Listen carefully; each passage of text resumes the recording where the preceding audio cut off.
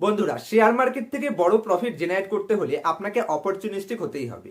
মানে আপনাকে এরকম কোনো সেগমেন্টে এন্ট্রি নিতে হবে যে সেগমেন্টটা শর্ট টার্ম টাইম পিরিয়ডের জন্য গ্লোবাল নেগেটিভ আনসার্টেনিটি অথবা কোনো শর্ট টার্ম ইম্প্যাক্টের কারণে ওভারঅল সেগমেন্টে ডাউন ট্রেন্ডে এসছে এবং আপনি বুঝতে পারছেন যে সেই সেগমেন্টটা নিয়ার ফিউচারে আবার হিউজ পরিমাণে অ্যাপ্রিসিয়েট হতে পারে। মানে ওভারঅল সেগমেন্টে আবার ফিউচারে হাই ডিমান্ড আসতে পারে, যে কারণে এখন নেগেটিভ সেন্টিমেন্টের কারণে যেহেতু গ্রেট কোম্পানিগুলো লোয়ার ভ্যালুয়েশনের শর্ট টার্ম কারেকশন হচ্ছে, সেরকম প্রাইসে আপনাকে অপরচুনিটি খুঁজতে হবে এবং great fundamentally value buying opportunity খুঁজতে পারলে অবশ্যই ওভারঅল সেগমেন্টে যখন আবার পজিটিভ সেন্টিমেন্ট ফিরে আসবে, সমস্ত আনসার্টেনিটি থেকে যখন কোম্পানি আবার উগড়ে আসবে, তখন যখন হাই ডিমান্ড সেগমেন্টে আসবে, তখন আজকের দিনে লোয়ার প্রাইসে পারচেস করা সেই কোম্পানিটাকে আপনি হাই ডিমান্ড মার্কেটে হায়ার প্রাইসে সেল করে বড় বড় প্রফিট ইজিলি জেনারেট করতে পারবেন। তাই আজকের ভিডিওতে আমি আইটি সেগমেন্টের একটা লার্জ ক্যাপ কোম্পানি বাছাই করে এনেছি, যেই company market leading position hold করে এবং আমরা জানি ইন্ডিয়ান আইটি কোম্পানিগুলো ওভারঅল 80% থেকে 90% রেভিনিউ জেনারেট করে গ্লোবাল মার্কেট থেকে, ইউএসএ এবং ইউরোপিয়ান কান্ট্রিগুলো থেকে। এবং ওভারঅল ইউএসএ এবং ইউরোপিয়ান কান্ট্রি গ্লোবালি এখন অনেক আনসার্টেনিটি চলছে, অনেক নেগেটিভ সেন্টিমেন্টের কারণে ওভারঅল সেগমেন্ট এখন ডাউন ট্রেন্ডে চলছে। ম্যাক্সিমাম কোম্পানিগুলো তাদের রেজাল্ট পেস্ট করছে এবং তাদের রেজাল্টে তারা এটাও বলছে যে ফিউচারে হয়তো তাদের হিউজ পরিমাণে গ্রোথ করতে পারবে না, মানে নেক্সট দুটো বা তিনটে কোয়ার্টার হয়তো রেজাল্ট খারাপ আসতে পারে। এবং সে কারণেই কোম্পানিগুলো আজকে great value buying opportunity create করছে। এবং এই কোম্পানিগুলোতেই আপনি দেখতে পাবেন, যদি একটা বছর কোম্পানিগুলোকে হোল্ড করতে পারেন, আজকে লোয়ার ভ্যালুয়েশনে কোম্পানিগুলো পারচেস করে যদি একটা বছর রাখতে পারেন, ডেফিনেটলি সেফেস্ট ইনভেস্টমেন্ট করে আপনি ইজিলি বড় বড় প্রফিট জেনারেট করার অপরচুনিটি পেয়ে যাবেন। এবং ইন্ডিয়াতে যত আইটি কোম্পানি আছে, বিশেষ করে আজকে আমি large cap IT company discuss করছি, লার্জ ক্যাপ আইটি কোম্পানিতে তো আপনি সেফেস্ট ইনভেস্টমেন্ট করতে পারবেন এবং হিউজ পরিমাণে পজিটিভ ক্যাশ রিচ কোম্পানি আপনি পেয়ে যাচ্ছেন, যে কোম্পানির ডেট ফ্রি এবং কোম্পানির কাছে প্রচুর ক্যাশ রয়েছে, যে কারণে ইজিলি আপনি এখানে সেফেস্ট ইনভেস্টমেন্ট করে নিয়ার ফিউচারে যদি একটু পেশেন্স ধরতে পারেন, definitely great price appreciation expect করতে পারেন। কোম্পানির বিজনেস মডেল নিয়ে ডিসকাস করব, কোম্পানির ফিউচার অপরচুনিটিস নিয়ে ডিসকাস করব এবং ফিউচারে কেন কোম্পানিগুলো গ্রেট পারফরমেন্স করতে পারে এবং কিরকম ভ্যালুয়েশনে অ্যাভেলেবেল আছে সে বিষয়ে একটি গ্রেট প্রাইস অ্যাপ্রিসিয়েশন বালা কোম্পানি আজকে আপনার সাথে ডিসকাস করব। কোম্পানিটা নিয়ে ডিটেল অ্যানালাইসিস করার আগে যদি এই চ্যানেলে নতুন থাকেন, তবে অবশ্যই চ্যানেলটিকে সাবস্ক্রাইব করে রাখবেন, যাতে এই ধরনের ইনফরমেটিভ ভিডিও নোটিফিকেশন আপনাদের থেকে মিস না হয়ে যায়। এবং পুরো ভিডিওটি দেখবার পরে আপনাদের কাছে আমার রিকোয়েস্ট রইল, যদি আপনাদের মনে হয় এই ভিডিওটা থেকে কিছুটা হলেও পজিটিভ নলেজ গেইন হয়েছে, তাহলে অবশ্যই ভিডিওটিকে লাইক করতে ভুলবেন না, কারণ আপনাদের এক একটি লাইক আমাকে অনেক বেশি মোটিভেশন দেয় এই ধরনের ইনফরমেটিভ ভিডিও আপনার সামনে প্রেজেন্ট করার জন্য। তো সবার প্রথমে কোম্পানির বিজনেস খুব শর্টে ডিসকাস করব এবং কোম্পানির নাম আমরা প্রত্যেকেই শুনেছি, এতটাই গ্রেট কোম্পানি, সুতরাং কনফিডেন্স আপনাদের কিছুটা লুজ হবে না। তো কোম্পানির বিজনেস যদি খুব শর্টে বলতে হয়, তাহলে কোম্পানি এখানে বলতে গেলে গ্লোবাল রেভিনিউ, আমি জানি আমি মেন ইম্পর্টেন্ট পয়েন্টসগুলি এখানে ডিসকাস করব। চলুন, এখানে মানে গ্লোবাল রেভিনিউ যদি আমি কন্ট্রিবিউশনের কথা বলি, তাহলে নর্থ আমেরিকার থেকে 62% রেভিনিউ জেনারেট করে এবং ইউরোপ থেকে কোম্পানি 25%, মানে টোটাল 87% রেভিনিউ জেনারেট করে ইউরোপ এবং ইউএসএ থেকে। যেখানে দুটো জায়গাতেই এখন আমরা আনসার্টিনিটি দেখতে পাচ্ছি, ইন্টারেস্ট রেট হাইক দেখতে পাচ্ছি এবং সেখানে ইনফ্লেশনের কারণে অনেক মানে ইনফ্লেশন আসবে এরকম অনেক নেগেটিভ সেন্টিমেন্ট আছে, যে কারণে প্রত্যেকটা কোম্পানি, সেখানকার যত বড় বড় কোম্পানিগুলো আছে, তারা তাদের বাজেটে কাট করার জন্য এখন একটু সামান্য নেগেটিভ সেন্টিমেন্ট দেখতে পাচ্ছি। নিয়ার ফিউচারে গ্লোবাল পজিটিভ সেন্টিমেন্টে আসলেই এই কোম্পানিগুলো আবার হায়ার প্রাইস অ্যাপ্রিসিয়েশন দেখতে পাবো, কারণ কোম্পানির ফিনান্সিয়ালি আবার হাইয়েস্ট আপনি হিউজ পরিমাণে গ্রোথ দেখতে পাবেন। এবং যদি কোম্পানির এই যে কোম্পানি ডিসকাস করছি, এই কোম্পানি যদি রেভিনিউ ভার্টিক্যাল সম্পর্কে বলতে হয়, তাহলে কোম্পানি ফিনান্সিয়াল সেগমেন্ট থেকে 32% রেভিনিউ জেনারেট করে। এবং মেন ডাউন ট্রেন্ডের কারণ কি?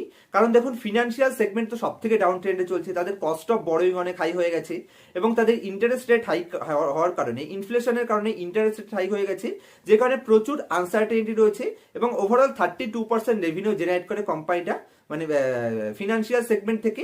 এবং আমরা বলছি যে গ্লোবাল মার্কেট থেকে 87% রেভিনিউ জেনারেট করে, যেখানে গ্লোবাল নেগেটিভ সেন্টিমেন্টের কারণে কোম্পানিটা এখন নেগেটিভ ফল আপনারা দেখতে পাচ্ছেন।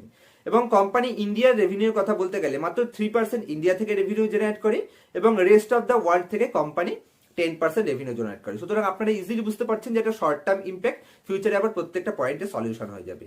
যদি কোম্পানির ক্লায়েন্টের কথা বলতে হয়, তাহলে 185টা ক্লায়েন্ট কোম্পানির কাছে রয়েছে, যেগুলো ম্যাক্সিমাম কোম্পানিগুলোই ফরচুন 500 কোম্পানির মধ্যে থেকে বাছাই করা কোম্পানি। তার মানে বুঝতে পারছেন কতটা মানে এদের ক্লায়েন্ট লিস্টও মানে ওভারঅল গ্লোবালে জায়েন্ট কোম্পানিগুলো রয়েছে। সুতরাং এই কোম্পানি ব্যাকওয়ার্ড আপনি দেখতে পাবেন ফিউচারে আবার গ্রেট প্রাইস অ্যাপ্রিসিয়েশন অবশ্যই আপনাকে দিয়ে যাবে। এবং কোম্পানি যদি ক্লায়েন্ট লিস্টে কিছু ইম্পর্টেন্ট ক্লায়েন্টের কথা বলতে হয়, যেখানে আইসিআইসিআই ব্যাংকের ক্লায়েন্ট লিস্টে রয়েছে, তাছাড়া বেন্স এর ক্লায়েন্ট লিস্টে রয়েছে, এইচএসবিসি ব্যাংক রয়েছে, তাছাড়া গোল্ডম্যান স্যাক্স রয়েছে, এছাড়া ডাউসি ব্যাংক রয়েছে, যেটা রিসেন্টলি আমরা ডাউসি ব্যাংকের একটা নেগেটিভ মানে সাইন আমরা দেখতে পেয়েছিলাম। তারপর আইবিএম এর মতন কোম্পানি এর ক্লায়েন্ট লিস্টে রয়েছে, ইউএস নেভি এর ক্লায়েন্ট লিস্টে রয়েছে, ইউএস আর্মিও এর ক্লায়েন্ট লিস্টে রয়েছে, তাছাড়া এখানে অ্যাসেঞ্চারও এই কোম্পানির ক্লায়েন্ট লিস্টে রয়েছে। এবং ইউএস এর বেশ কিছু এআই কোম্পানির সাথে এই কোম্পানিটা কোলাবোরেশনে কাজ করেছে। এবং ফিউচারে আর্টিফিশিয়াল ইন্টেলিজেন্সের চাহিদা কতটা বাড়বে নিশ্চয়ই আপনারা বুঝতে পারছেন। এবং এআই যত গ্রোথ করবে তার ইনডাইরেক্ট বেনিফিট কিন্তু আইটি কোম্পানিগুলো পেয়ে যাবে। চলুন এবার কোম্পানির ফিনান্সিয়াল স্টেটমেন্ট আমি বোঝানোর চেষ্টা করি, যাতে আপনারা ইজিলি বুঝতে পারবেন যে কোম্পানির অতীতের ট্র্যাক রেকর্ড কি আছে এবং কোম্পানির বর্তমান ভ্যালুয়েশন কি আছে। চলুন সেটা বোঝানোর জন্য আমি আপনাদের স্ক্রিনারের উপর নিয়ে যাচ্ছি। তো আজকের ভিডিওতে যে কোম্পানিটা নিয়ে ডিসকাস করছি, কোম্পানির নাম ইনফোসিস লিমিটেড। গ্লোবাল নেগেটিভ সেন্টিমেন্টের কারণে এত গ্রেট কোম্পানি আজকে গ্রেট ভ্যালুয়েশনে অ্যাভেলেবেল রয়েছে। এবং এই কোম্পানিটা যদি আপনি মার্কেট ক্যাপিটালাইজেশন দেখেন, মার্কেটের giant company, large cap company, 5,93,982 কোটি টাকা মার্কেট ক্যাপ রয়েছে। লার্জ ক্যাপ কোম্পানি হওয়ার জন্য সেফেস্ট ইনভেস্টমেন্ট আপনার হয়ে যাবে। এবং যদি কোম্পানির আপনি বর্তমান প্রাইস হিসেবে দেখেন অথবা প্রাইস টু আর্নিং রেশিও হিসেবে দেখেন, দুদিক থেকেই কোম্পানি গ্রেট প্রাইসে অ্যাভেলেবেল রয়েছে। যেখানে কোম্পানি 1 বছরের হাই বানিয়েছিল 1,673 টাকা, সেখান থেকে বেশ কিছুটা ডিসকাউন্টে 1,431 টাকাতে অ্যাভেলেবেল রয়েছে। টপ থেকে অনেকটা ডিসকাউন্টে রয়েছে। এবং যদি কোম্পানির বর্তমানে পি রেশিও দেখেন তাহলে মাত্র 23.9 মানে 24-এর পিতে অ্যাভেলেবেল রয়েছে। যার এগেনস্টে যদি আপনি কোম্পানির মিডিয়ান পি রেশিও দেখেন তাহলে কোম্পানির 3 বছরের মিডিয়ান পি রেশিও আছে 29। এবং যদি আপনি কোম্পানির 5 বছরের মিডিয়ান পি রেশিও দেখেন তাহলে 5 বছরের মিডিয়ান পি আছে 25। তো 25 এবং 29 কোম্পানির মিডিয়ান পি রেশিও, তার এগেনস্টে আজকে কোম্পানির 23-এর পিতে অ্যাভেলেবেল রয়েছে। সুতরাং পি রেশিও অনুযায়ীও কোম্পানি গ্রেট ভ্যালুয়েশনে রয়েছে। এবং বর্তমান টপ থেকে যদি বর্তমান প্রাইস দেখেন তাহলে কোম্পানি গ্রেট ভ্যালুয়েশনে অ্যাভেলেবেল আছে। এবং যদি কোম্পানির আপনি রিটার্ন রেশিও দেখেন, দুটোই সুপার গ্রেট, একদম ট্রিপল এ গ্রেডেড। যেখানে company 31.8 almost 32% return on equity generate করে এবং 40.5% return on capital employed generate করে। Super great. এবং যদি আপনি কোম্পানির ডেট দেখেন তাহলে একদম নেগলিজিবল ডেটের সাথে আপনি কোম্পানি পেয়ে যাচ্ছেন। ডেট টু ইকুইটি রেশিও 0.11 মানে একদম ডেট ফ্রি হিসেবে আপনি কোম্পানিটাকে কনসিডার করতে পারেন। এবং যদি আমি কোম্পানির কোয়ার্টারলি রেজাল্টেও চলে আসি তাহলে কোম্পানি এমন নয় যে মানে গ্রোথ করতে পারছে না, গ্রোথ তো করতে পারছে, কিন্তু কোম্পানি গ্রোথের প্রেডিকশনটা সামান্য ডাউন করেছে। ফিউচারে আবার কিন্তু যখন আপ করে দেবে তখন আপনি আর এই প্রাইসে শেয়ারটাকে পাবেন না। তো 24,570 কোটি থেকে বাড়িয়ে করলো 29,600, সেখান থেকে বাড়িয়ে করলো 36,538। বর্তমানে এটা এখনো যদি দেখেন তাহলে 38,994 কোটি টাকা কোয়ার্টারলি বেসিসে কোম্পানির সেলস পোস্ট করেছে, ফার্স্ট ক্লাস রয়েছে। এবং যদি আপনি কোম্পানির নেট প্রফিটে চলে আসেন তাহলে 4,858 কোটি টাকা ছিল, সেখান থেকে বাড়িয়ে করলো 5,428 কোটি টাকা, সেখান থেকে বাড়িয়ে করলো 6,026 এবং রিসেন্টলি 6,215 কোটি টাকা। তো অতীতে যে হারে গ্রোথ ছিল এখন গ্রোথে সামান্য ইম্প্যাক্ট এসছে, কিন্তু বর্তমানে যদি আপনি দেখেন টপ লাইন এবং বটম লাইন দুটোই কোম্পানি হাইয়েস্ট এভার পোস্ট করে রেখেছে, ফার্স্ট ক্লাস। এবং যদি আপনি কোম্পানির প্রফিট অ্যান্ড লস স্টেটমেন্টে দেখেন তাহলেও কোম্পানি এখানে হাইয়েস্ট রেভিনিউ পোস্ট করে আছে 1,52,686 কোটি টাকা, যেটা এত বছরের লাইফ টাইমে সব থেকে হাই। এবং যদি হিস্ট্রিও দেখেন তাহলে মাত্র 33,734 কোটি টাকা যেটা কোম্পানির সেল ছিল সেটাকে কন্টিনিউয়াসলি আপ ট্রেন্ড এনে কোম্পানি আজকে যদি আপনি দেখেন তাহলে 33,734 থেকে গ্রোথ করে কোম্পানি বর্তমানে হাইয়েস্ট লেভেল গ্রোথে এখানে দাঁড়িয়ে আছে 1,52,686 কোটি টাকা। এবং যদি আপনি কোম্পানির অপারেটিং প্রফিট দেখেন তাহলে অপারেটিং প্রফিটও কোম্পানি হাইয়েস্ট জেনারেট করছে।